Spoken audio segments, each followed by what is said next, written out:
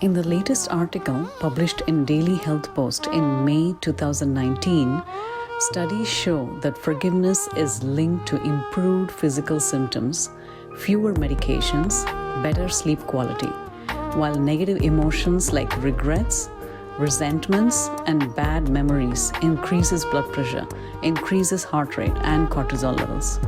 Interestingly, this study showed that forgiveness may prevent cancer too. It is believed that 61% of cancer patients have forgiveness issues. Now, isn't that a huge percentage of people with cancer? Folks, namaskar. This is Sahila once again with another topic that is raw, sensible, and uninhibited.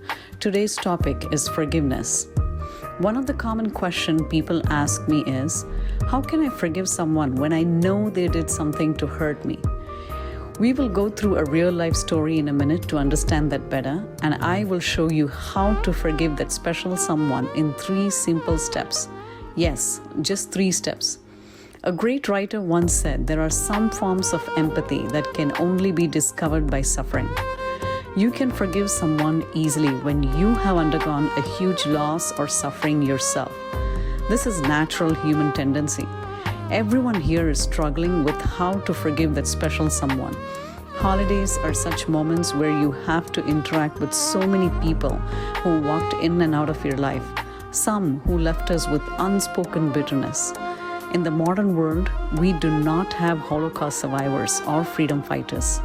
Yet, we all carry frustration and anger, mostly on close friends or relatives. Why? It's always either a sibling, parent, good friend, spouse, or in-laws who have wronged us. Dalai Lama takes us on the path of challenge to forgiveness in simple steps in his Book of Joy. So follow along with me and you will soon realize by the end of it that it's quite achievable. Step number 1. First and foremost step is to write a journal about your suffering or simply share it with your best friend by looking at it from outside.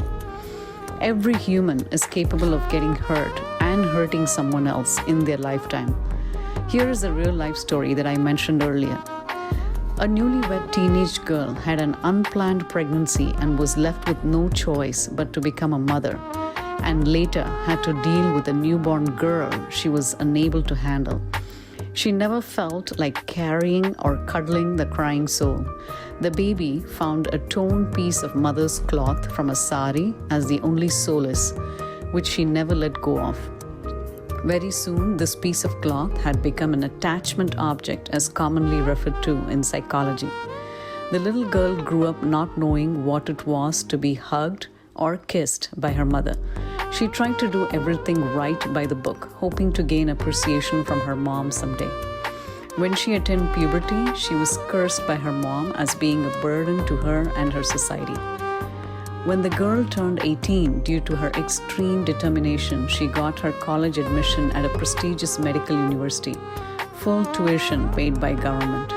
Her mom then compared her daughter to her other friends who had started to work by then, and called her foolish for taking up on higher studies. Later, she traveled overseas and pursued her dream profession as a doctor, and now she is the primary caretaker of her mother, who's very sick and bedridden. Yes, your guesses were right, and that little girl was me. I do feel bad on missing out on the most precious mother-daughter relationship when I was young. But I have forgiven my mother simply because she didn't know anything better. She did what she felt was right for me at that time. I recreated that mother-daughter bond today with my girls, and I feel like I'm reliving my childhood. But for my poor mother, she suffers from severe anxiety and depression. Step number 2. Once you have written down your story or shared your story, step 2 is to let go of your suffering. Due to a sibling who's being unfair, an unruly boss, a spouse who has lied or cheated on you, or a parent who didn't love you enough. Humanity is based on compassion, and when you realize all the people around you are suffering from something, your own suffering will feel very small when compared to 6 billion human beings in this world. Just as everyone else, you have to learn to forgive that someone due to shared human limitations. Step number 3. Allow yourself to heal. Healing doesn't mean the damage never existed. It means the damage no longer controls our lives. Enroll yourself in that yoga or music or dance class, or see that psychotherapist that you have always wanted to, which are known to help you heal. Call that friend or relative whom you have been avoiding for a while and yet can't stop thinking about him or her. Life is too short for some. Forgiveness is a process, and it starts from here, from now. Forgive them, even if they are not sorry. You cannot change the past, but you sure can change the future. Remember, when you let go, you grow. So are you ready to grow along with me?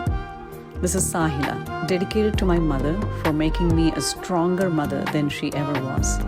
Thanks again, folks, for listening to me. This is Sahila signing off. Until next time, we meet with another topic that is raw, sensible, and uninhibited. Bye.